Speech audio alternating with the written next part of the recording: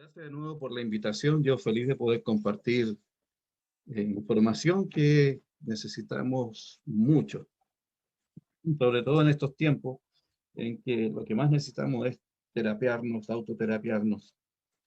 Hoy día vamos a hablar con respecto a la autoestima. Espero que les ayude bastante porque es un tema que yo trato muchísimo, muchísimo, muchísimo. De hecho, gran parte de los conflictos que nosotros vivimos en general, de resultados de la vida y todo eso, y enfermedades incluso, tienen que ver con temas de desvalorización. ¿Qué es la autoestima?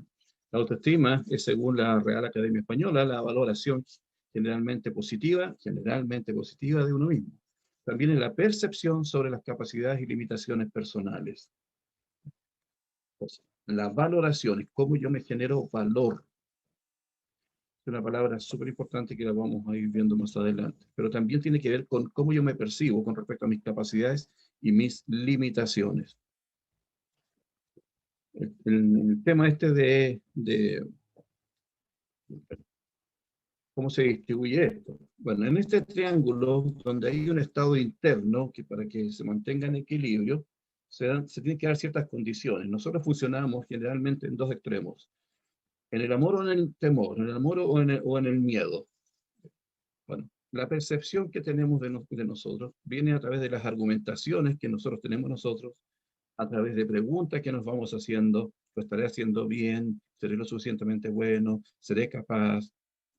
Y eso corresponde al diálogo interno, a lo que estamos permanentemente conversando. Tiene que ver con cómo te hablas. Para lograr un buen estado de interno equilibrio, tengo que aprender a hablarme bien. Lo otro que influye acá también para poder tener este equilibrio de estado interno son mis pensamientos, ideas, dónde tengo mi enfoque, cuáles son las imágenes, cómo me visualizo. Y eso está más relacionado con las emociones. Lo anterior era con mi diálogo interno, con mi conversación, y esto tiene que estar relacionado con las emociones. Y por otro lado, está la sintomatología, que está basada sobre la fisiología, el estado del cuerpo, la alimentación, la respiración y todo eso. ¿Okay? La idea es que nosotros podamos lograr un equilibrio. Primero, el equilibrio, la forma un equilibrio que tiene que ver con la coherencia, en cómo yo me hablo, cómo yo me siento y cómo yo me trato. ¿Qué es un estado interno? Un estado interno es una vivencia que se siente en un momento X. Esto incluye las emociones como el cólera, alegría, amor, preocupación, tristeza, miedo. También las sensaciones que se experimentan y que son las sensaciones más físicas, como el relax, cansancio, dinamismo, curiosidad, hambre, frío, dolor. Y a su vez, los sentimientos: el amor, el cariño, el rechazo. Estas sensaciones que van dando vuelta nos generan un cierto nivel de estado interno. La forma en cómo se va a manifestar estos estados internos, es lo que nosotros de la manera como nosotros vamos a vivenciar nuestro estado interno, es la interpretación que vamos a tener de nuestra propia realidad. El mundo no es como es como tú lo ves. El mundo es el reflejo de tus creencias, es el reflejo de lo que está pasando en tu interior. Todos tenemos una interpretación diferente del mundo. Por lo tanto, esa representación personal, y entonces el estado interno, es la resultante de nuestras creencias, de nuestras percepciones, de nuestra interpretación, en un momento particular, a propósito de un evento exterior o una experiencia interna. Nada de lo que sucede afuera va a pasar desapercibido en nosotros. Nuestro cerebro está a través de los canales de recepción, a través de nuestros receptores, que son los 5 sentidos más la piel, el sexto sentido, está permanentemente recibiendo información. Y eso va a determinar cómo yo voy a tener esta representación de mi mundo exterior. Pero los estímulos que yo reciba de afuera, yo los voy a procesar de acuerdo a la información que yo tenga grabada en mi interior. Nuestros estados internos vienen de nuestros juicios, de nuestros valores, satisfechos o no. Entonces tenemos una situación tenemos ese estímulo externo, yo proceso y proceso a través de mis creencias, de mis vivencias, doy una interpretación a eso y eso me genera cierto estado interno. Que, por ejemplo, frente a un mismo estímulo externo, todos nosotros vamos a tener frente a un estímulo externo, a un mismo estímulo externo, todos nosotros vamos a tener un estado interno distinto. ¿Y por qué va a ser distinto si el estímulo externo es uno solo? Porque la interpretación que vamos a dar cada uno de nosotros a ese estímulo externo va a depender de las memorias y los programas que yo tengo grabados en mi interior. ¿Cómo te autoestima hoy? Vamos a ver un poco la fuente de esta información. Ya lo hemos visto en otras presentaciones que les he dado, pero es un repaso rápido. Evidentemente es la concepción. ¿Por qué me quisieron tener? Recuerden que yo les he contado muchas veces y lo he repetido varias veces que la razón de por qué me quisieron tener va a grabar una información en mí. Si yo soy un hijo no deseado, eso ya me genera una desvalorización. Ya nazco con una información previa. ¿En qué condiciones fui concebido? ¿En qué condiciones fue concebido? Por ejemplo, una condición de concepción extrema es a través de una violación. Ahí hay una información de desvalorización importante. ¿Qué información ancestral traigo conmigo en el momento de la concepción? ¿Qué es ese trasvasije de información? ¿Cuánta desvalorización de mis antepasados están grabadas en mí y las voy a somatizar? Recuerden que nosotros recibimos toda la información ancestral, que si pudiéramos acceder a esa información podríamos llegar a la creación del hombre. Pero no somatizamos todo, somatizamos algunas cosas, especialmente las últimas 4 generaciones. Y ahí también hay información que no me va a ayudar mucho. Después el útero. ¿Qué vivió mamá mientras tú estabas en el útero? ¿Qué sentía mamá hacia mí? Porque, por ejemplo, casos que me ha tocado atender. Una mamá que simplemente se embarazó para que el papá pudiera tener un hijo. Entonces, durante el embarazo, la madre lo único que sintió rechazo, lo único que quería era que naciera rápidamente el hijo o la hija para poder ya entregárselo a su esposo y poder seguir haciendo su vida. Pasa, no todos los días, pero bastante más seguido de lo que uno se imagina. Bueno, ese bebé todos sus 9 meses de gestación va a guardar esta información de rechazo. Y si viene de la madre, y ustedes saben que yo les he mencionado de que los padres tienen mucho simbolismo después en nuestra vida, se representan en muchas situaciones en nuestra vida simbólicamente. Entonces, una de las condiciones, si yo fui rechazado por mi madre, no pude establecer vínculo con mi madre, solamente me dio lo justo y necesario, me cuidó, me dio los alimentos, me pagó colegio, me acompañaba, pero no fui maternado. Una de las somatizaciones que yo puedo tener por esa desvalorización que voy a ir creando va a estar relacionado, por ejemplo, me cuesta generar ingresos, me cuesta el tema de prosperidad y abundancia.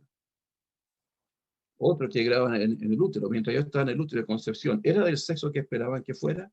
Esto es bastante común. Normalmente, y por un tema primitivo, ancestral, siempre se espera que el primer hijo sea un varón. Un día podríamos hablar de eso. Una explicación muy lógica desde el orden de la naturaleza. Entonces, pero no fue varón, fue una niña. Y han habido casos donde el padre, al enterarse que es niña, el padre la rechaza en forma inmediata. En el caso que me tocó, el padre se entera que es niña, nunca aceptó su embarazo. Cuando nace la niña, lo primero que manifiesta, lanza un, un comentario bien triste, diciendo que ese no es hija de él, que a lo mejor una mujer se metió con otra persona, y se va de la casa y abandona por 3 meses en la casa. Que no era cierto, la hija era 100% de él, lo que pasa es que él quería un hombre. Obviamente, cuando la persona somatiza esta desvalorización que vivió de rechazo y abandono, llegó a mi consulta, ¿por qué? Porque tenía un tema físico, biológico que estaba asociado justamente a ese episodio de rechazo. En el parto, fue parto natural, cesárea, forceps. ¿Sí? Cuando yo vivo una cesárea, por ejemplo, que fue programada, habiendo tenido la posibilidad de que fuera natural, pero resulta que el médico tenía que irse de vacaciones, entonces fijaron la fecha para poder hacer. Bueno, ahí también se vio un proceso de desvalorización. ¿Vale? Lo que graba el bebé en ese momento, o la bebé en ese momento, es: no creen en mi trabajo de parto, otro tiene que tomar la decisión por mí. Entonces, obviamente, después, durante la vida, va a ser de las personas que siempre va a tener que estar dependiendo de alguien para que termine, para poder terminar algún proceso, algún trabajo, alguna actividad. Y los 7 primeros años de vida, el ambiente donde vivía, las cosas que me decían, las etiquetas que me ponían, a veces, a veces eh, por de una forma graciosa, a veces todo esto sin intención, muchas veces, la gran mayoría de las veces sin intención, le ponemos etiquetas a los niños, le ponemos especies de sobrenombres que tienen una carga importante. ¿Y para qué decir lo que le decimos cuando los desvalorizamos? Cuando se le dice a un niño que es un inútil, que no sirve para nada, ¿no? Que nunca hace nada bien. Y generalmente esa información la entregamos con generalidades. Nunca haces nada bien, todo el tiempo haces puras tonteras. Lo único que sabes es. Entonces grabamos una información importante. Y desde los 7 hasta los 14 años, con qué me relaciono, con mis amigos, colegios, profesores, qué información recibí de ellos. Como les he dicho anteriormente, hasta los 14 años se forma el 80% de la información que tu cerebro va a utilizar como referencia para responder ante un estímulo, desde el más simple hasta el más complejo. Algunos síntomas. Los síntomas siempre nos van a dar una idea de las programaciones que tenemos y que se transforman en creencias. Cada vez que nosotros vivimos un trauma, vivimos una mala experiencia que es repetitiva o demasiado intensa, generalmente en un 99,9% termina creando una creencia. Y lo que tú crees, lo vas a crear en tu vida. También nos ayudará a entender cómo interpretamos nuestra realidad versus lo que es real, la vida real. Algunos síntomas que uno tiene que ver, podría mirar. Por ejemplo, con qué tipo de personas me rodeo. ¿Cuál es mi círculo íntimo de amigos, de amigas? ¿Ya? ¿Qué me aportan ellos a mí? Si uno quisiera, por ejemplo, el ejercicio de tomar un poquito de distancia y mirarse a distancia, disociarse de la situación que está mirando y verse con ese grupo de personas o con uno o dos o tus mejores amigos, ¿te aportan? No son menores los casos en que me ha tocado atender a personas que íntimos amigos o íntimas amigas son las que más manifiestan actitudes y comportamientos de envidia, por ejemplo. Y yo le pregunto: ¿y por qué estás con esta persona? Si lo único que hace permanentemente eh, es mirarte de arriba abajo, desvalorizarte, manifestar abiertamente que te tiene envidia. Bueno, ahí hay otros temas que vienen detrás también. Pero uno de los síntomas es de quién me rodeo. Lo que estudio me apasiona o no me apasiona, o lo hago por obligación, o lo hago por el deber ser. No son menores los casos en que hay jóvenes que terminan estudiando lo que los papás quieren, lo que los papás quieren. Y pobre de que uno de los hijos quisiera estudiar algo diferente a lo que quieren los padres. Más aún si no son de estas carreras a las cuales las miramos por el nivel de ingreso que se pueda recibir. O sea, si no es ingeniería, si no es arquitectura, si no es medicina, si no es derecho, cualquier otra cosa que salga de ahí ya es peligroso. Entonces, me ha tocado también atender muchos casos de personas que llegan con un síntoma biológico, físico, que tiene relación con esto, donde han tenido que terminar para entregarle el título al padre y decirle: ya, aquí está, listo. Pero después lo terminan somatizando. Y eso es por desvalorización. Las cosas que hago, lo que hago es lo que quiero, desde las cosas más simples hasta las más complejas. Lo que haces es lo que quieres. Si tienes que estar haciendo todos los días el aseo, ¿es lo que quieres? Bueno, es que si no lo hago yo, no lo hace nadie. Pero si ya no lo quieres, trata de buscar una alternativa. Porque si comienzas a rumiar todo ese proceso cada vez que tienes que hacer aseo, por ejemplo, y ya estás saturada, ya llevas años haciendo lo mismo, ya estás saturada, obviamente eso nos va a provocar un proceso de desvalorización importante. Mirar mis resultados, soy próspero y abundante, tengo respeto de quienes me rodean, siento que soy yo mismo o yo misma. ¿A qué me refiero con esto?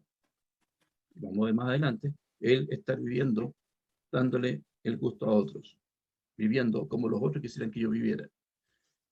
Y también, de pronto, es cómo influyen mis creencias religiosas.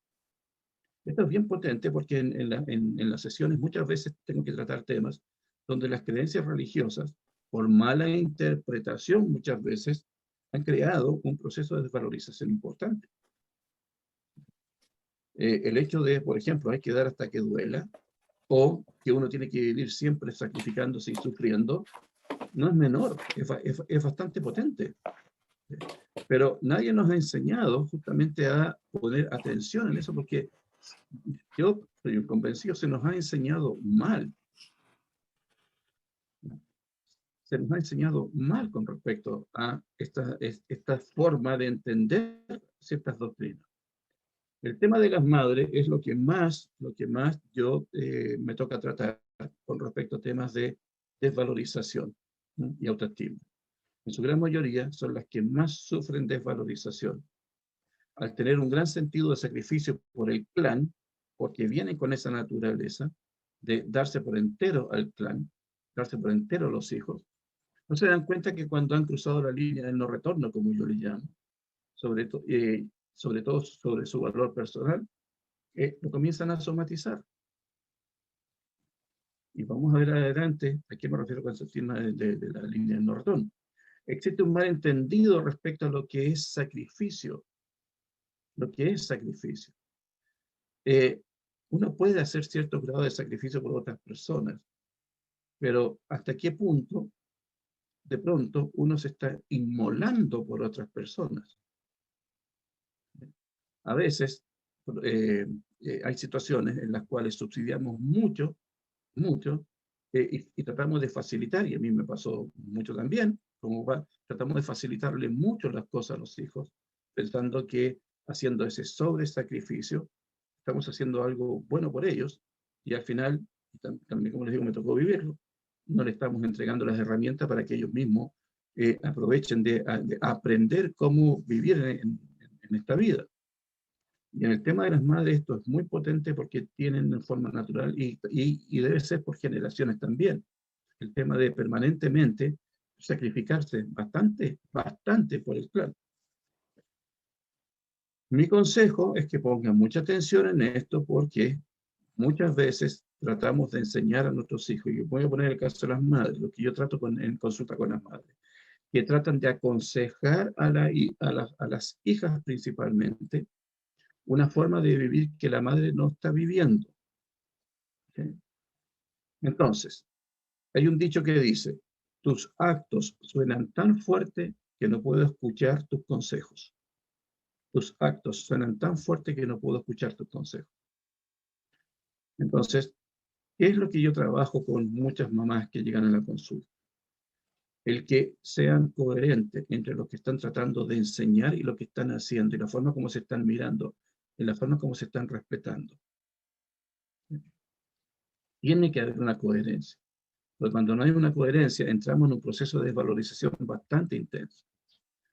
En algún momento de la vida, por razones de imagen, por razones del que dirán, por temores, por miedo, por sobrevivencia, comenzamos a cambiar el foco de atención y comenzamos a vivir más desde el deber ser, más que desde el ser. Y esto es sumamente común, súper común.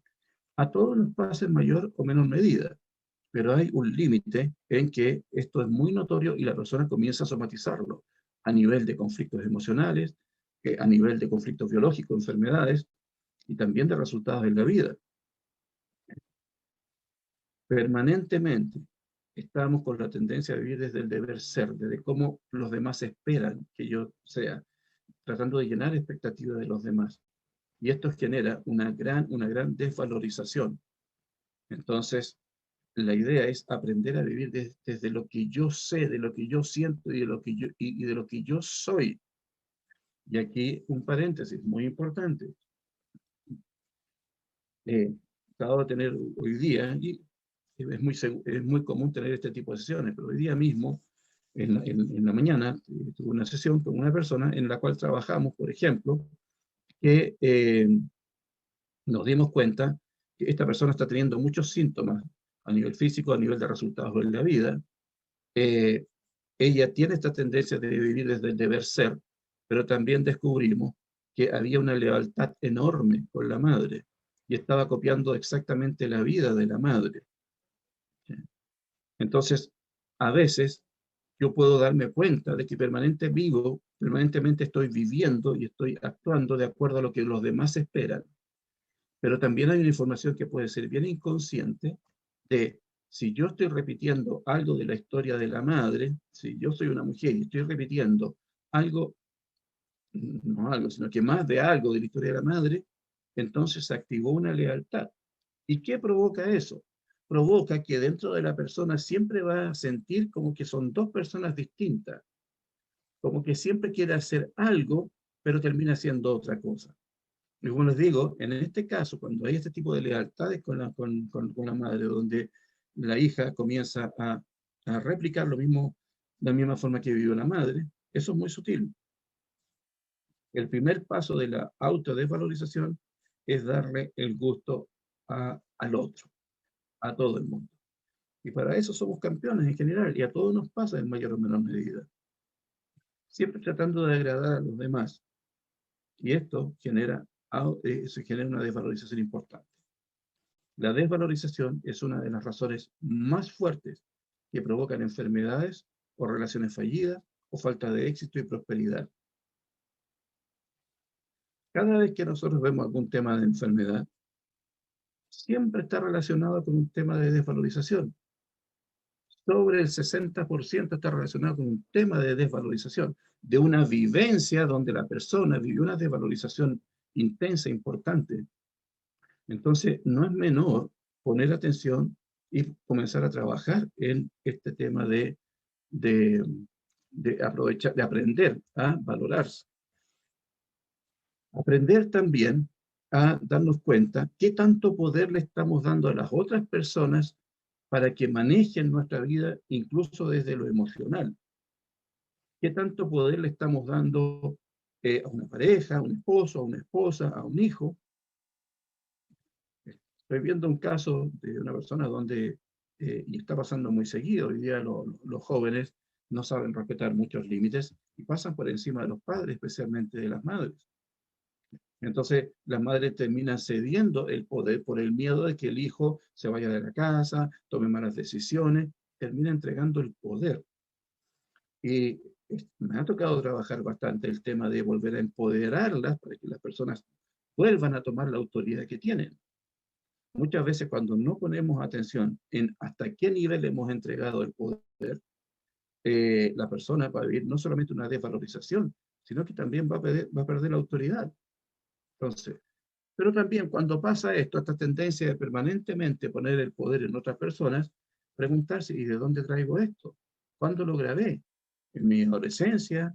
¿En mi infancia? ¿Lo vivió mi madre mientras yo estaba en el útero? Hay que hacerse esa pregunta.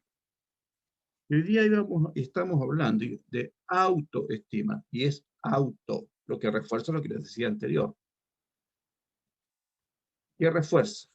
Que no debes poner tu valoración personal en las manos del otro. Y es muy común de que siempre estamos tratando de validarnos a través de la aprobación del otro. Y eso no va a funcionar. Y si llegara a funcionar, de que yo me valido a través de la aprobación del otro, pongan mucha atención porque lo que sucede y lo que se provoca ahí es que genero dependencia del otro. Y pasa bastante esto en las relaciones de pareja, donde vivo a través de depender del otro, de la aprobación del otro, permanentemente. Si me mira, si no me mira, si me dijo, no me dijo. Cuando pasa eso, entonces se crea una relación, en vez de una relación de pareja, se crea una relación de dependencia. Las creencias de desvalorización se graban por distracción o agotamiento. ¿Qué quiere decir esto? Como decía al principio, nosotros desde el momento de la concepción ya comenzamos a grabar información. Por distracción es que nosotros recibimos un golpe muy fuerte de una vez, un impacto emocional muy intenso que nos estremece, nos remueve por todos lados, hasta las células. Y ahí ya se graba una creencia, se graba un trauma que se transforma en creencia. ¿Y a qué me refiero por agotamiento? Es cuando estamos viviendo episodios que se repiten, se repiten, se repiten, se repiten, se repiten. ¿Ah? Conflictos, por ejemplo, de la esposa con el esposo. El esposo no la respeta en ciertas circunstancias y hace siempre lo mismo, lo mismo, lo mismo, lo mismo.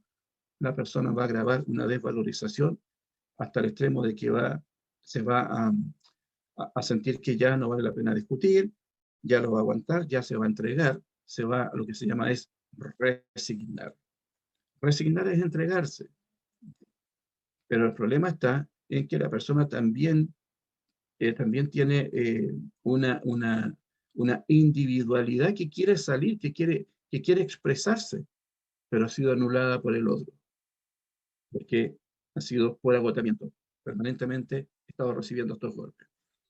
Para grabar nuevas creencias, eh, podrían ser por distracción, pero grabar una nueva creencia tendríamos que provocarnos nosotros un nuevo shock. Entonces, eso ya está un poco fuera de control, pero sí lo podemos hacer por agotamiento. Así como se grabaron las malas creencias, las dolorosas creencias que nos generan desvalorización, podemos trabajar para que también, por repetición, por trabajo regular, y hacer un trabajo para esto, podemos grabar otro tipo de información que nos ayude a conectarnos con nuestra esencia y a comenzar a revalorizarnos. ¿Sí? Importante en todo caso es tomar conciencia de lo que estamos viviendo. Si ustedes viven una situación en que no se están sintiendo cómodas, no se están sintiendo felices, no se están sintiendo en armonía, no están pudiendo realizar todo lo que ustedes quisieran realizar, tomen conciencia de que eso no está bien. Yo le digo a mis pacientes que la condición natural del cuerpo humano, del ser humano, del cuerpo humano principalmente, es estar saludable siempre. Eso es lo normal. Lo común es que no pase. ¿Eh? Y ya sabemos por qué no pasa. Pero la condición natural del ser humano es estar feliz siempre. Eso es lo normal. Lo común es que no pase. ¿Cuál es nuestra función entonces? Encontrar aquellos elementos que están impidiendo que yo vuelva a mi estado normal, salga del estado común y vuelva a mi estado normal. Y para eso debo poner conciencia. ¿Esto que estoy viviendo me ayuda o no me ayuda? ¿Me hace feliz o no me hace feliz? ¿Me armoniza o me desequilibra? ¿Sí? Pero hay que mirarlo, hay que atreverse a mirar. A veces, y pasa bastante seguido, sobre todo en temas de relación de pareja, no queremos mirar una situación porque ya sabemos la respuesta. Y es la respuesta que no queremos. Pero es la realidad. ¿Eh? ¿A qué me refiero? Por ejemplo, una persona que está enamorada de su marido, ¿ah? Y se da cuenta que no es la persona que le va a hacer plenamente feliz. No quiere darse cuenta de eso. Lo tiñe, lo adorna, le pone velos. Y es muy interesante porque las sesiones siempre están como justificando. Es bien interesante ver cómo se autoengañan. Y esto todo es inconsciente, la persona no se da cuenta. Porque en realidad al final no quiere ver que efectivamente tiene razón. Lo cual es que como cede, como cede a una mentira, porque en el fondo es eso, comienza este proceso de desvalorización y resignación, comienza a entregarse, poco a poco a entregarse. Algunas sugerencias: no tomar todo lo personal, no tomes nada a lo personal. Otro, mis presiones mentales. Hay presiones mentales que nosotros nos ponemos sin darnos cuenta, y una de ellas está relacionada con la incapacidad muchas veces de decir sí cuando tiene que ser sí y decir no cuando hay que decir no. Decir no siempre va a ser más difícil, especialmente las madres, especialmente las madres. ¿Eh? Ella dice que no una vez, dice 2 veces que no, pero el hijo como ya sabe cómo manejarla, sabe sus puntos débiles, sabe poner esas caritas, sabe hacer el chiste, sabe ponerse gracioso, sabe ponerse cariñoso, termina diciendo que sí. ¿Sí? Lo más difícil es decir no. Pero nosotros tenemos que aprender a saber en qué momento decir sí y cuando decir sí y en qué momento decir no cuando es no. El enojo es la máscara del dolor. ¿Qué significa esto? Para los que son terapeutas, si en algún momento reciben a alguna persona, especialmente a una mamá, que les puede decir, y esto es bastante común, que en su casa es bastante feliz, que está todo más o menos bien, pero que ella permanentemente pasa enojada y no sabe por qué. Bueno, el enojo, la rabia, las rabietas, son penas no expresadas. Entonces, cuando una persona me dice que en su casa está todo bien, pero es una persona enojona, y si yo le pregunto, ¿siempre fuiste así? Y me dice, no, no, antes cuando era joven era alegre, divertida y todo, y de repente cambié, entonces significa que en su casa no está todo bien, que hay dolores no expresados que, por no hacer problema, por llevar la fiesta en paz, ha silenciado. Si no te amas, no puedes amar a nadie. La regla de oro, ¿qué dice? La regla de oro dice, amarás a tu prójimo como a ti mismo. Yo tengo que aprender a amarme a mí mismo para poder tener la capacidad de entregar un verdadero amor. Si no, siempre va a ser teñido de dependencia, de inseguridades, de desvalorización. No va a ser el verdadero amor. Y para eso yo no puedo amar a mi prójimo si no me amo a mí mismo primero. Entonces, si no es así, quiere decir que estoy incompleto. Si no logro amarme a mí, pero trato de amar a los demás, y no logro amarme a mí, es porque estoy incompleto. No tengo el control. Lo que pasa en tu exterior es un reflejo de tus emociones internas. Si hay mucha negatividad, es una alerta de cómo estás internamente. Una de las cosas que le digo a mis pacientes siempre, que en mis sesiones la idea es que no solamente trabajemos el tema por el cual me fue a consultar, sino que también aprenda lo que yo llamo a leer la vida. Que nunca más hable de problemas, sino que hable de síntomas. ¿Ah? Que nunca más hable de otra cosa que no sea de síntomas. No hay problema, hay síntomas. No hay enfermedades, hay síntomas. ¿Y qué le digo yo a mis pacientes? Los síntomas es sinónimo de mensaje. Cuando las cosas no están resultando como yo quiero, cuando no me siento lo suficientemente cómodo, cuando estoy con alguna pena que no puedo identificar, es un mensaje de algo que necesito mirar en mi interior. Enfocándote, priorizándote a ti, vas a ver que todos los problemitas de familia, trabajo, ingresos, relaciones, se van a ir resolviendo. Con paciencia, porque puede requerir trabajo. ¿Okay? Si yo ya llevo años viviendo de una manera y si hago un acto de reflexión profunda, honesto, sumamente honesto, y me pregunto, ¿soy completamente feliz como siempre soñé haber sido? Y si la respuesta es no, bueno, hay que mirar entonces qué necesito yo cambiar para que las cosas en mi exterior cambien. Y cuando tú cambias, tu exterior va a cambiar. Acabo de tener una sesión con un joven que me decía, mira Pedro, lo que hemos trabajado, comenzaron a funcionar varias otras cosas en mi vida. Claro, estábamos trabajando un tema muy puntual, pero se movieron temas económicos, se movieron temas de ascenso, se movieron temas de relaciones familiares, se movieron temas. Sí, porque cuando tú trabajas en ti, aumentas tu nivel de frecuencia. Entonces, cuando elevas tu nivel de frecuencia, por ley de atracción, vas a atraer situaciones que están a ese nivel de frecuencia. Entonces, enfocándote en ti, sumamente honesta, mirando hacia adentro, decir, ¿qué me gusta y qué no me gusta? ¿Qué me tiene feliz y qué no? Bien honesto, y trabajarlo va a provocar un efecto multiplicador muy importante. Enfocarte en ti es tan importante como ponerle gasolina a un auto. No eres inferior ni superior a nadie. Todos somos iguales. Todos somos iguales. Nunca te compares. Nunca nos comparemos. Porque cuando entramos en esa área de compararnos, siempre vamos a perder. ¿Por qué? Porque siempre hay gente mejor que nosotros y también peor que nosotros. Pero obviamente la mirada va a estar en aquellos que son mejores. Vas a perder. Mi madre me aconsejó en una oportunidad, siendo muy joven, me decía, nunca compitas con nadie, compite contigo mismo. ¿Ya? Enfócate en ti y nada más que en ti. No compitas con otros.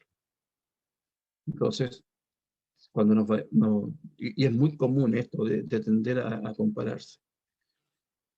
¿Cómo yo puedo ayudar en esto para evitar el tener que estar comparando? Entendiendo de que somos únicos, únicos. Y una de las cosas interesantes es que somos todos distintos. Hoy día que se habla mucho de que somos todos iguales, no somos todos iguales, somos todos distintos, pero somos complementarios. Y eso es lo interesante.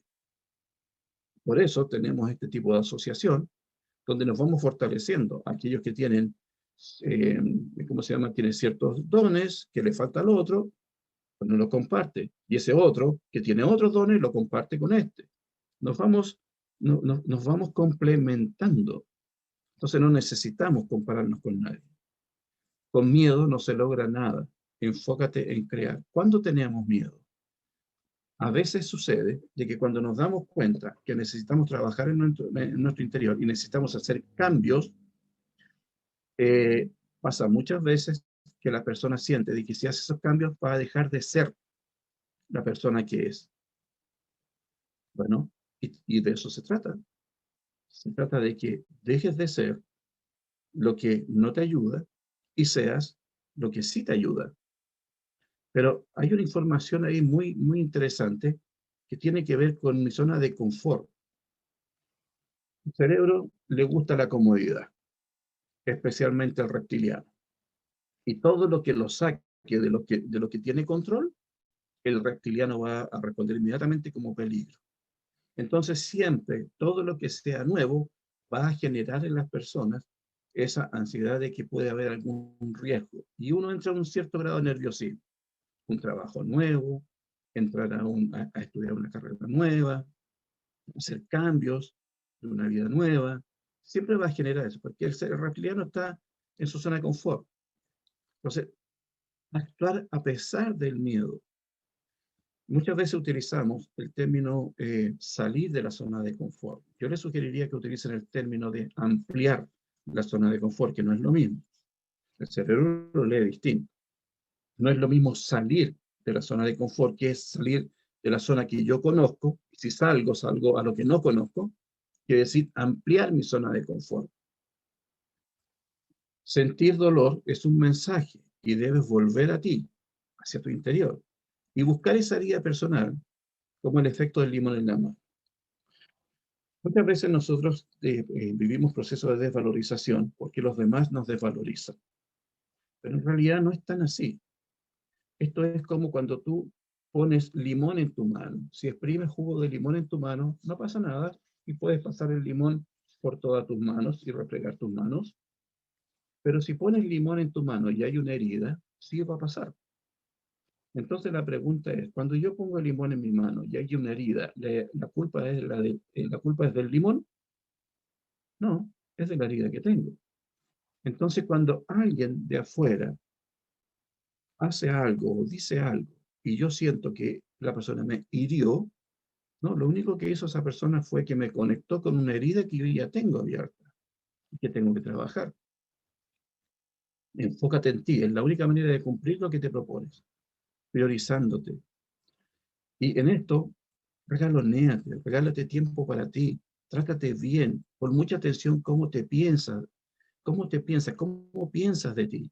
Y sean súper honestos en identificar cómo te piensas. Pon mucha atención cómo sientes de ti, cómo te sientes con tu cuerpo, cómo te sientes con tu rostro, cómo te sientes con tu estilo. ¿Vistes de la manera que a ti te gusta vestir? ¿O vistes de cómo debería ser?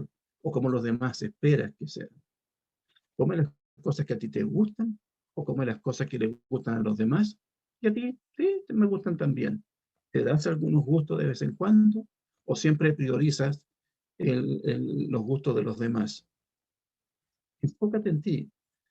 Ser empático. Respeta los procesos de cada persona. Esto es hacia afuera, pero sé empático contigo mismo también. Y respeta tus procesos. Mereces tener procesos de cambio y de evolución. Digan lo que digan, le guste quien le guste. Pero tienes que ser empático contigo mismo.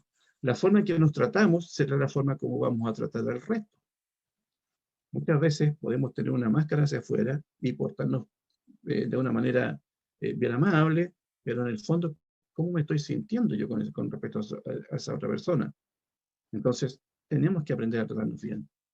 Dile que sí a las cosas que amas y te gustan. Dile que sí a las cosas que amas y te gustan.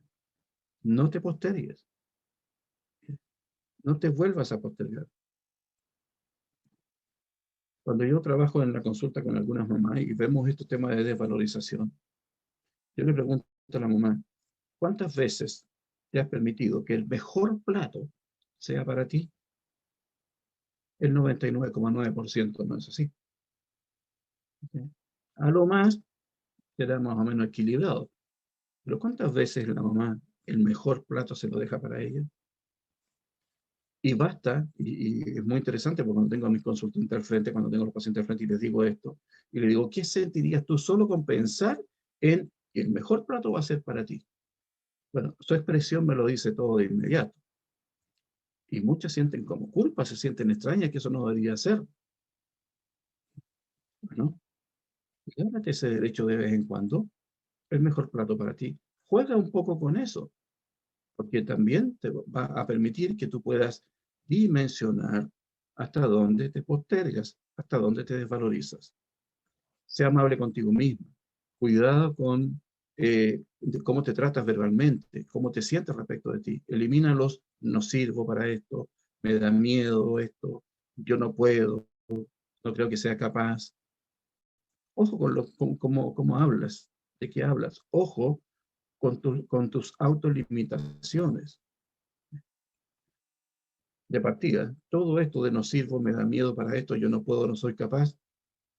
Personalmente, yo lo podría creer más de un hombre que de una mujer, porque una madre puede hacer todo, pero todo, sobre todo cuando está en peligro de sobrevivencia su clan.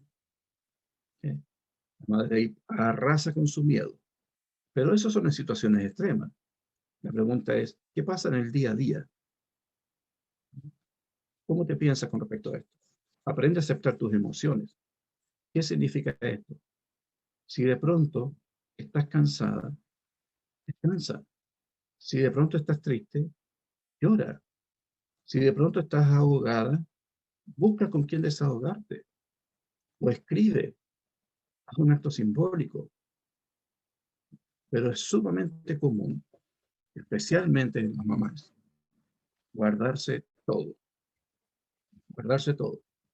Por llevar la fiesta en paz, por no hacer problemas, por no herir a alguien. Bien, si viviste una situación de desvalorización y tú te das cuenta que si explotas y te desahogas tal como debería ser, sacando toda esa energía, sacando toda esa información, y eso va a provocar un daño, mi consejo, mi sugerencia, no te retengas. Busca una salida. Busca con quién hablar y con quién desahogarte. Busca un acto simbólico, pero no te quedes con eso atrapado ahí. Regálate también la posibilidad, el derecho y de poder expresar lo que sientes. No te culpes ni culpes a nadie. ¿Okay? Entonces, si viviste una situación, busca el origen y trabájala, pero no se contengan. Permítete descansar. Olvida los errores de tu pasado. Todo es aprendizaje. No son pocas las personas que llegan a mi consulta, tanto hombres como mujeres, pero generalmente mujeres, que cargan una culpa importante, que a veces no es tan grande como la persona lo está viviendo, pero como yo siempre tengo que poner atención en cómo la persona lo vivió, no cómo es mi percepción. Mi percepción no sirve frente a un consultante, lo que sirve es cómo el paciente lo está viviendo, cómo lo vivió en ese momento, no lo que yo pienso, lo que yo creo. Entonces, Eh, Hay errores en el pasado que se han cometido y la persona está destrozada por eso. ¿Y cuál es el problema? Que debido a ese error comienza a vivir un proceso de autodestrucción, de autocastigo. Somos los peores jueces y verdugos con nosotros mismos. Somos los peores jueces y verdugos con nosotros mismos. Muchas veces he tenido situaciones donde ya todo el mundo ha perdonado, pero la persona no se perdona. Y eso hay que trabajarlo. Siéntete orgullosa de cada logro, cada cosa que tú sientas que es un logro para ti, para ti. Olvida lo que piensen los demás, para ti. Cada vez que tú sientas que has tenido un logro, aprende a celebrarlo, celébralo. ¿Y cómo? Te va a parecer ridículo esto, pero es muy efectivo. ¿Y cómo lo vas a hacer? Bueno, salta, grita, levanta los brazos, corre, canta, pero celébralo, celébralo. Es súper importante, porque el cerebro va a leer esa información y te va a revalidar. Cuidado con desvalorizarse en esto. A veces hay personas, por ejemplo, me ha tocado algunos pacientes que de repente me cuentan alguna situación y yo le digo, oh, te felicito, eso está muy bien, te pasaste. No fue tanto. No, si no fuera tanto. Entonces, pero claro que fue, claro que es importante. ¿Para qué decirle con los temas de los cumpleaños? En el curso que estaba dando ahora el fin de semana, hablábamos acerca del tema de los cumpleaños. La cantidad de personas que no celebran su cumpleaños es enorme, especialmente las madres. Las madres. No importa, no me postergo, pero yo les voy a decir por qué hay que celebrar el cumpleaños. La naturaleza es muy matemática. Y existe lo que se llaman ciclos biológicos memorizados. Y esos ciclos tienen que ver con episodios que se dan en un momento importante que el cerebro lo graba y después lo va a repetir. Por eso, cuando viene a mi consulta una persona con una enfermedad, yo le pregunto cuándo comenzaron los primeros síntomas. Y hay una técnica para ir ciclo a ciclo, tratando de descubrir cuántos años antes pudo haber vivido una situación emocional que ahora lo está somatizando en una enfermedad. Bueno, dentro de esos ciclos biológicos, el cerebro graba toda la información que se vivió en esos momentos. El primer ciclo biológico, uno que se llama innato y el otro adquirido, es el ciclo de 9 meses, que tiene que ver con el tiempo que dura la gestación. Y el otro, el adquirido, es de 1 año. ¿Por qué? Porque cada 1 año nosotros celebramos los cumpleaños. Celebrar un cumpleaños es mandar una información al cerebro de tu nacimiento. Sí, yo sé, Pedro, que es mi nacimiento. No. Si tú no te celebras tu cumpleaños, no estás entendiendo eso. Cuando tú naces, hay un proyecto de vida que la naturaleza te ha entregado. Y tú traes información que en el momento del nacimiento se va a activar y eso va a determinar cómo va a ser tu vida. Entonces, lo que significa que en cada cumpleaños tu cerebro vuelve como si fuera punto cero. Vuelve a estar atento. ¿Qué información vas a grabar para proyectarte hacia el otro año, hacia el año que viene? Pero nosotros no lo celebramos. Y mira qué interesante, prácticamente todos celebramos el Año Nuevo. Tenemos fiestas, cenas, nos juntamos todas las familias, fuegos artificiales, vamos a eventos, tenemos tradiciones, las lentejas, que la uva, que los cuadros amarillos creo que son para las mujeres, que salen con la maleta a las 12 a dar vuelta alrededor de la manzana para los viajes. Hay tradiciones. Se despide el año y se recibe el año nuevo. Y tú no haces lo mismo con tu cumpleaños. Y el año nuevo, ¿qué hacemos? Nos deseamos buenos deseos para el próximo año. Bueno, eso mismo tenemos que hacerlo cada cumpleaños. Porque la manera como tú vives ese instante en que se activa la memoria celular, ciclo biológico memorizado, el día de tu cumpleaños se activa de tu nacimiento. Si tú no haces nada ahí, tu año va a ser exactamente igual. el próximo va a ser exactamente igual. Y como ya no estás celebrando, no te celebras, ¿ya? No te celebras, no te felicitas, entonces, ¿qué va a pasar? Tu vida va a vivir permanentemente un proceso progresivo de desvalorización, desvalorización y postergación. Mi sugerencia, todo lo que yo entrego son sugerencias. Mi sugerencia, cada cumpleaños tira la casa por la ventana. Y hazlo con un propósito, hazlo con un sentido. Dale un propósito. Tengo una paciente que ella no celebraba su cumpleaños y le hablé con respecto a esto. Ella es emprendedora, tiene su propia pyme, ¿okay? Y logró entenderlo y decidió celebrar su cumpleaños. Y yo le dije, dale un propósito, dale un sentido. ¿Ah? Y ella dijo, bueno, va a ser temático. Hagan cumpleaños temático. ¿Y qué hizo ella? El tema era la mujer celta, la mujer espiritual guerrera. ¿Y qué hizo? Ambientó su casa como pudo, con el ambiente celta. Su esposo, mientras llegaban las invitadas, tenía música celta. Invitó solamente mujeres, todas vestidas de blanco. ¿Okay?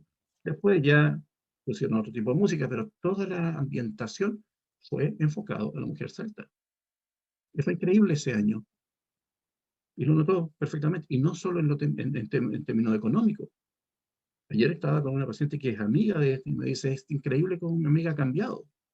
Su brillo, su fuerza, obvio, la guerrera celta espiritual. Celébrate. Si hay cosas que no las terminas, eso crea desvalorización. Entonces, si tienes esto de que de repente comienzas cosas y no las terminas, bueno, si no buscas alguna forma de hacer cambios, vas a vivir un proceso de desvalorización. Pero tampoco es tan grave, simplemente toma medidas. El tema es cuando yo no termino cosas y no hago nada, y después otra vez tampoco termino y no hago nada. Y normalmente el caso de las mamás, no tienen tiempo. Bueno, busca algo donde sí puedas terminar. Sugerencia de otros hábitos. Al levantarte, respira en forma profunda, varias veces. Decreta que hoy será un día excelente, agradece y bendice.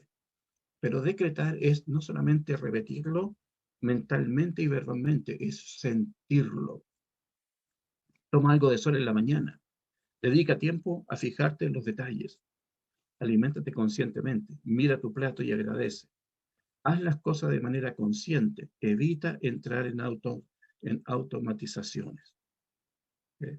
Yo creo que en la charla anterior les mencioné a ustedes, o un curso, ya no me acuerdo, es súper importante aprender a vivir el aquí y el ahora en el tiempo presente. Permanentemente estamos viviendo o pegados al pasado, ustedes ya saben que exceso de pasado es depresión, o pegados en el futuro, de lo que va a venir. Exceso de futuro es ansiedad. Pero nos perdemos el aquí y el ahora, nos perdemos este momento. Cuando tú sales de la casa y se te olvidaron las llaves, se te olvidó algo, no es por tu memoria, es porque estabas metida en el futuro o estabas pegada en el pasado. Entonces, como no estabas aquí presente, tenías las llaves de tu casa ahí en la vista, en la mesa, y no las viste. A todos nos ha pasado que de repente tenemos las cosas ahí a la vista y no las vemos. ¿Por qué? Porque estamos con la mente en el pasado o en el futuro. ¿Cómo yo puedo entonces estar en tiempo presente? Porque cuando estoy en esas ansiedades, en la depresión del pasado o en la ansiedad del futuro, me genera desvalorización eso. ¿Cómo lo hago? Toma conciencia, por ejemplo, tomen conciencia de la textura de las cosas cuando las tomen.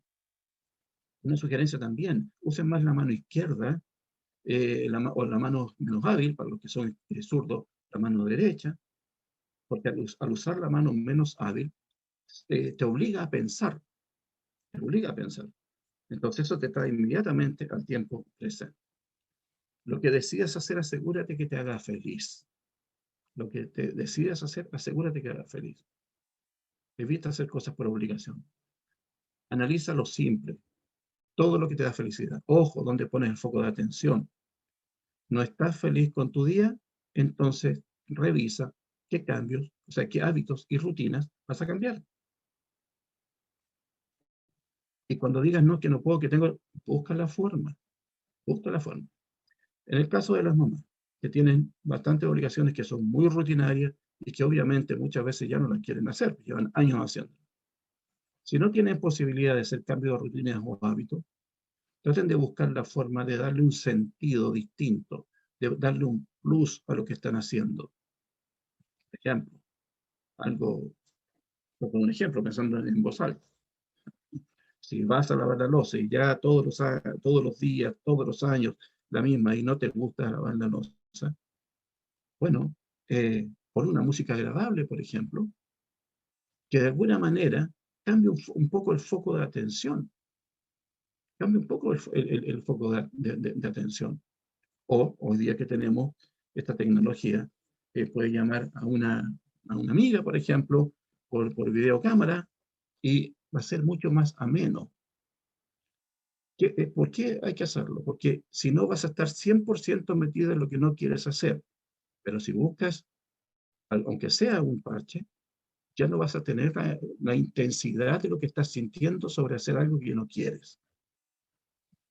Conócete a ti mismo.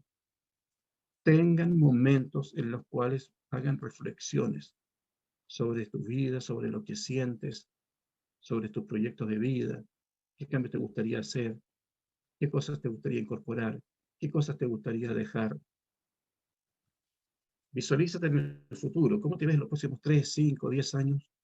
Yo sé que las empresas hacen eso. Todas las empresas se planifican para los próximos 2, 3, 5, 10, 15, 20 años.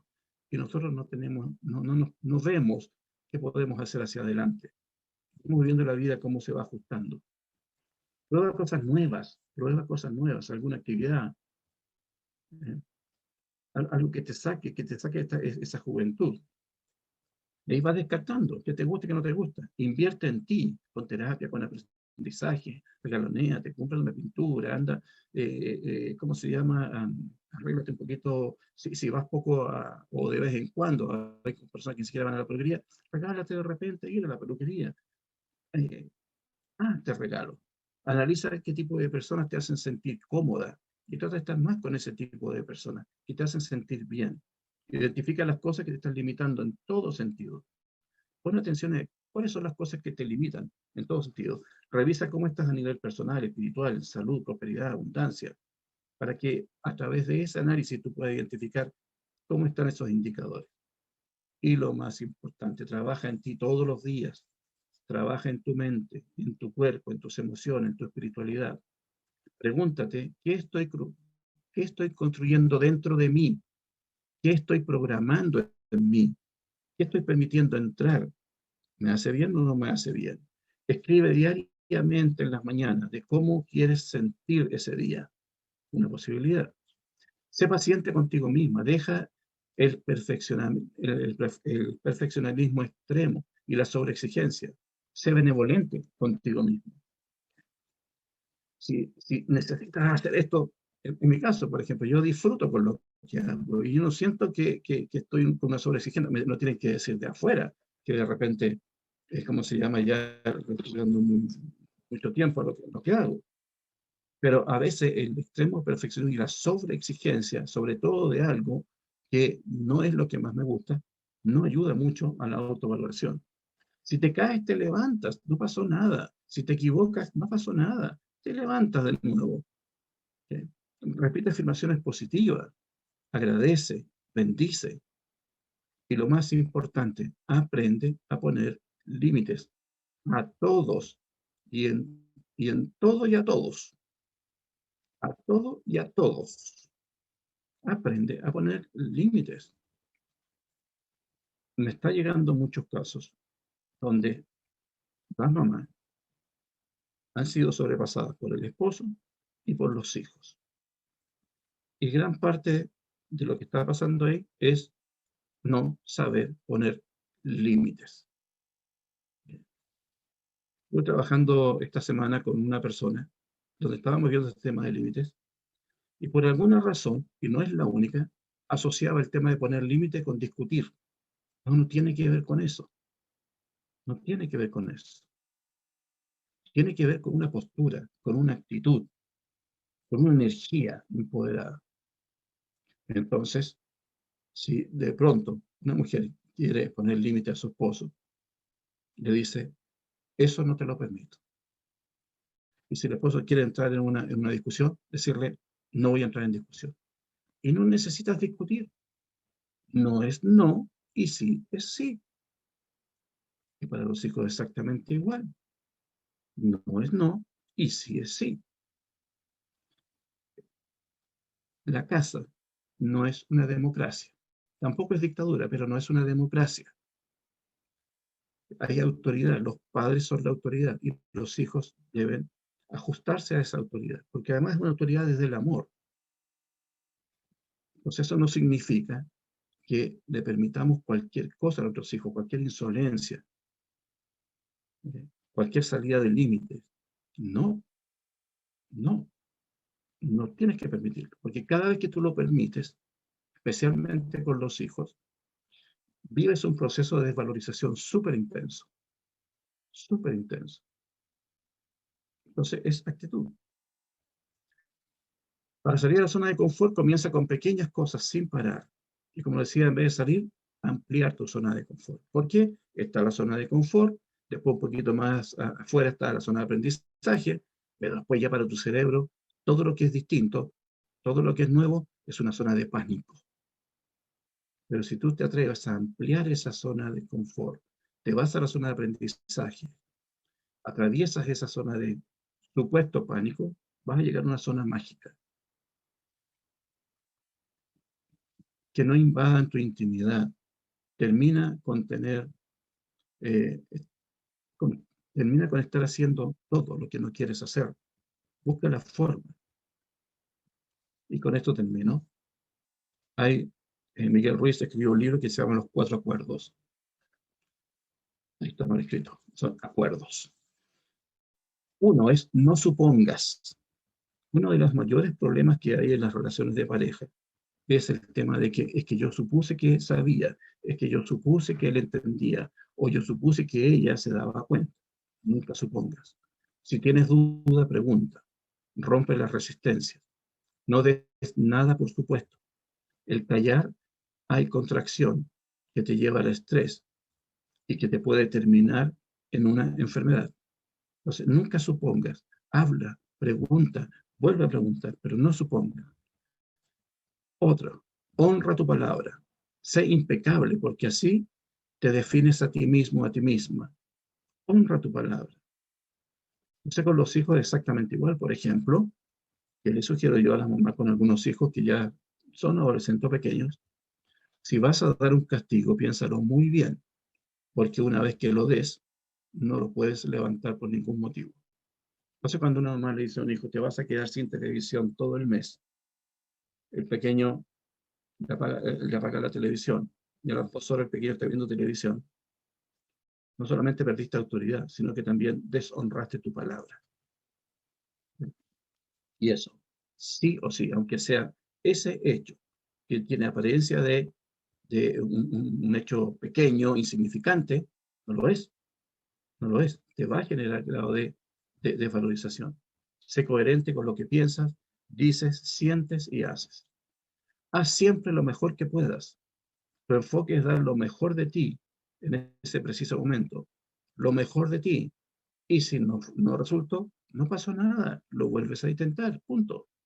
Nunca te recrimines ni te arrepientas de nada. Y cuarto, no tomes nada a lo personal. Recuerda que cuando algo te hiere, no es la otra persona la que te hiere, sino que lo que hizo fue tocar la herida que tú ya tienes abierta. Solamente lo resentiste. ¿Sí? Muy bien. No sé si tienen alguna pregunta.